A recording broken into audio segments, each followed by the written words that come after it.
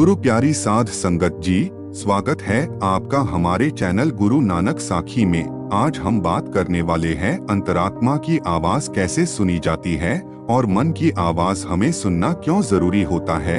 तो ज्यादा देर ना करते हुए आज की यह वीडियो शुरू करते हैं। अंतरात्मा की आवाज मानव शरीर की उस सत्ता को कहते हैं जो हमें उचित अनुचित का ज्ञान करवाती है। अंतरात्मा की आवाज सत्य होती है। ऐसा माना जाता है कि अंतरात्मा की आवाज व्यक्ति की सबसे अच्छी मित्र होती है, जो अच्छा कर्म करने पर जो उसे शाबाशी देती है और बुरा कर्म करने पर उसे दुत्कारती जरूर है। हमारी अंतरात्मा हमें उचित अनुचित का एहसास जरूर करवाती है। यह हमें आभास करवाती है कि किसी विषय के बारे में हम जो निर्णय ले रहे हैं यह सही है या गलत। जीवन में कई बार ऐसी परिस्थितियां आ जाती है जब हम किंकर्तव्य विमूढ़ हो जाते हैं।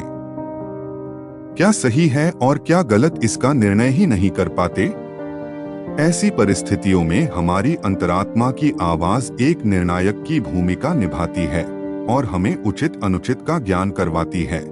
महात्मा गांधी, सुकरात और बहुत से विद्वानों ने भी इस तथ्य को माना है कि अंतरात्मा की आवाज को ईश्वर की आवाज कहा जा सकता है। कुछ दार्शनिकों का मानना है कि कोई ईश्वरीय सत्ता तो जरूर है जो हमें शुभ और नैतिकता पूर्ण कर्म करने के लिए सदैव प्रेरित करती रहती है और मनुष्य उसके निर्णय वैसे ही स्वीकार करता है जैसे कोई अनुयायी अपने गुरु के आदेश को मानता है। कई बार हम जब कुछ गलत सोच रहे होते हैं तो हमारी अंतरात्मा की आवाज हमें गलत करने से रोकने के लिए दुत्कारती जरूर है। यहाँ तक कि कई बार सामने वाला कह कुछ और रहा होता है, लेकिन हमारी अंतरात्मा हमें उसके माध्यम से भी समझाने की कोशिश करती है। एक बार बात है कि एक राजा अपने राज्य की मशहूर नृत्यांगना को अपने राजमहल में नृत्य करने के लिए निमंत्रण भेजता है। नृत्यांगना का नृत्य देखने के लिए राजा अपने गुरु को भी निमंत्रण भेजता है। नृत्य शुरू होने से पहले राजा अपने गुरु को मुद्राओं से भरी एक थैली देता है और कहता है कि अगर नृत्य अच्छा लगे तो इनमें से कुछ मुद्राएं नृत्यांगना को पुरस्कार के रूप में भेंट कर देना।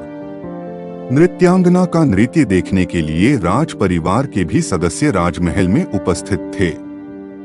नृत्यांगना के नृत्य को सभी लोग आनंद से देख रहे थे, लेकिन जब नृत्यांगना का नृत्य खत्म होने वाला होता है तो उनके पीछे जो तबला बजा रहा होता है उसकी ताल बिगड़ जाती है।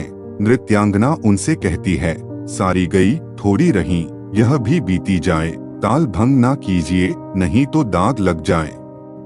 उसके कहने का भाव होता है कि सारा कार्यक्रम अच्छे से हो गया है, अब थोड़ा सा ही शेष रह गया है।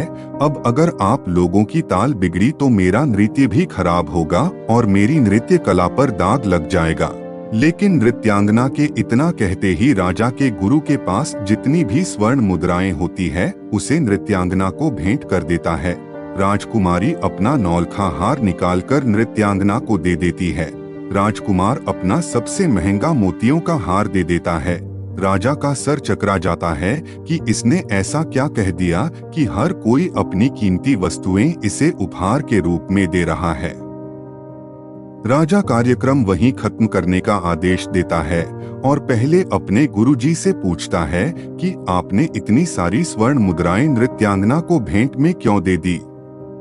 गुरुजी कहते हैं कि मेरी सारी उम्र ईश्वर की भक्ति में निकली, लेकिन आज तुम्हारे बुलावे पर मैं यहाँ आ गया इस उम्र में नृत्य देखने। लेकिन जब उसने कहा कि सारी गई थोड़ी रही, यह भी बीती जाए, ध्यान भंग ना कीजिए नहीं तो दाग लग जाए, तो मुझे ध्यान आया कि मैं यह क्या कर रहा हूँ।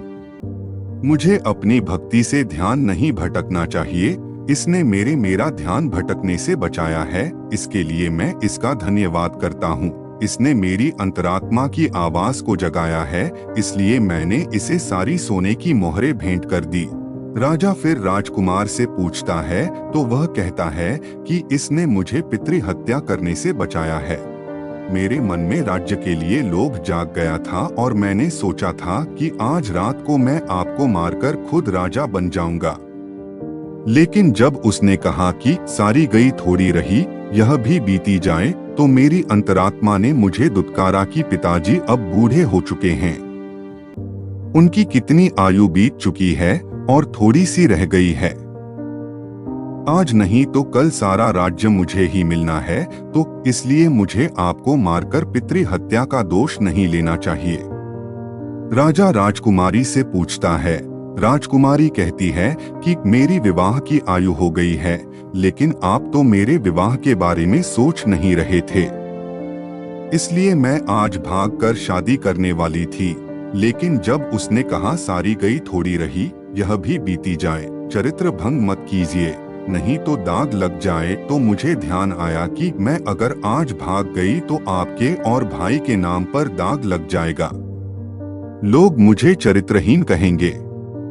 इसने मेरी अंतरात्मा को जगाया है, इसलिए मैंने अपना नौलखा हार इसे दे दिया। यह सब सुनने के बाद राजा की भी अंतरात्मा जागी और उसने घोषणा की आज मेरी बेटी का स्वयंवर है, और बेटी को कहा कि वह अपने मन चाहे वर को चुन सकती है। फिर राजा ने दूसरी घोषणा की कि आज मैं अपने बेटे को राजा घोषित करता हूँ। तीसरी घोषणा की कि मेरे मन में वैराग्य जाग गया है और मैं अपने गुरुजी के साथ वन में जाकर भक्ति करना चाहता हूँ।